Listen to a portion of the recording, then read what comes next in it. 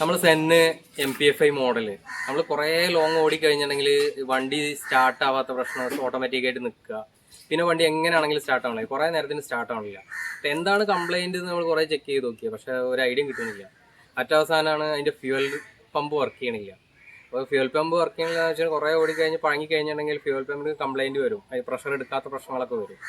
അപ്പോൾ ഇതേപോലെ ഇതിൻ്റെ ഫ്യൂവൽ റിലേക്ക് കംപ്ലൈൻ്റ് ഉള്ള ഒരു വീഡിയോ നമ്മൾ ചെയ്തിട്ടുണ്ട്. ആ വീഡിയോ മുന്നേ ചെയ്തിട്ടുള്ള വീഡിയോ നിങ്ങളൊന്ന് കാണണേ. അപ്പോൾ ആ ഫ്യൂവൽ പമ്പ് എങ്ങനെ നമ്മൾ മാറ്റി കൊടുക്കാമെന്ന് അറിയാം. നമുക്ക് തന്നെ സ്വന്തമായിട്ട് മാറ്റാൻ പറ്റും, വലിയ റിസ്ക്കുകളൊന്നും കാര്യങ്ങളില്ല. അതിൻ്റെ പമ്പ് ടാങ്ക് അയച്ചെടുക്കാനുള്ള ഒരു ബുദ്ധിമുട്ട് മാത്രമേ ഉള്ളൂ. അപ്പോൾ അത് എങ്ങനെയാണ് ചെയ്യേണ്ടതെന്നുള്ളത് പറഞ്ഞു തരാം. അപ്പോൾ നമ്മുടെ ചാനലൊന്ന് സബ്സ്ക്രൈബ് ചെയ്യണം, മറക്കല്ലേ. അപ്പോൾ പുതിയതായിട്ട് വാങ്ങിച്ച ഫ്യൂവൽ മോട്ടറാണ്. അപ്പോൾ ഏതാണ്ട് 900 രൂപേൻ്റെ ഉള്ളിലേ വരുന്നുള്ളൂ. തിരൂര് നമ്മൾ ചോദിച്ചു നോക്കുമ്പോൾ 1600 വില പറയുന്നുണ്ടായിരുന്നു. അങ്ങനെ വളാഞ്ചേരി പോകാനാടൻ ഉണ്ടായപ്പോൾ അവിടെ നിന്ന് വാങ്ങിച്ചാണ്. അതായത് 860-70 രൂപ റേഞ്ച് വരുന്നുള്ളൂ.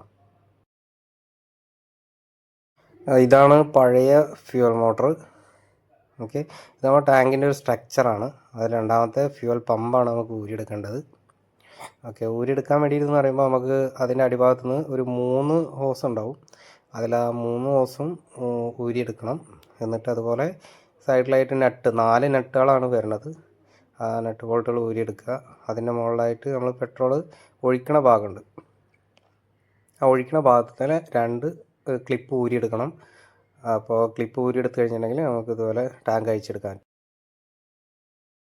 ടാങ്കിൻ്റെ 4 സ്ക്രൂ അയച്ചിടുമ്പോൾ കുറച്ച് ബുദ്ധിമുട്ടുണ്ടാവും, കാരണം അത് നല്ല ടൈറ്റായിട്ട് ഇരിക്കുന്നുണ്ടാവുക. അപ്പോൾ അത് നന്നായിട്ട് ടീ ഇട്ടിട്ട്, അതായത് 12ൻ്റെ ടീ ഇട്ടിട്ടാണ് ഊരിയെടുക്കേണ്ടത്. ഓക്കെ, 12 ടീ ഇട്ട് ഊരിയെടുത്തതിന് ശേഷം ഫ്യൂവൽ പമ്പ് ഇരിക്കുന്ന ഭാഗത്തുള്ള ഒരു 6 സ്ക്രൂ ഉണ്ടാവും, അത് ഊരിയെടുക്കുക. അപ്പോൾ ഇതിൽ കാണാൻ പറ്റും ഒരുവിധം പഴങ്ങിയിട്ടുണ്ട്, കാരണം ഒരുപാട് ഓടിക്കഴിഞ്ഞിട്ടുണ്ടെങ്കിൽ നന്നായിട്ട് പഴകും അത്. പിന്നെ പ്രഷർ എടുക്കാൻ പറ്റാത്ത പ്രശ്നം വരും. ഓക്കെ, അതുപോലെ തന്നെ അതിൻ്റെ റബ്ബർ വാഷർ ഉണ്ടായിരുന്നു, അത് അത്യാവശ്യം നല്ല കരിഞ്ഞിട്ടുണ്ടായിരുന്നു, ഉരുകി വലിച്ചിട്ടുണ്ടായിരുന്നു.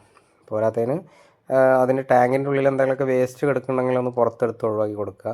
മണൽത്തരികളോ അങ്ങനെയുള്ള എന്തെങ്കിലുമൊക്കെ ഉണ്ട് കാണിച്ചാൽ എടുത്ത് ഒഴിവാക്കി കൊടുക്കുക. ഓക്കെ, അതിന് ശേഷം നമ്മൾ ഈ പുതിയ വാങ്ങിയിട്ടുള്ളത് ഫിറ്റ് ചെയ്ത് കൊടുക്കണം. ഫിറ്റ് ചെയ്ത് കൊടുത്തിട്ടുണ്ടെങ്കിൽ അത് അതേപോലെ ആദ്യം എടുത്തിരുന്ന എങ്ങനെയാണോ അതേപോലെ തിരിച്ചിട്ട് കൊടുക്കുക. കണക്ഷൻസൊക്കെ കറക്റ്റായിട്ട് അതേപോലെ തന്നെ ഫിറ്റ് ചെയ്ത് കൊടുക്കുക. ഓക്കെ, ഈ ടാങ്കിൽ പിന്നെ അതിന് മാത്രം ചളിയെന്നൊന്നും പറയാൻ പറ്റില്ല, കുറച്ചൊരിത്തിരി ഉണ്ടായിരുന്നു.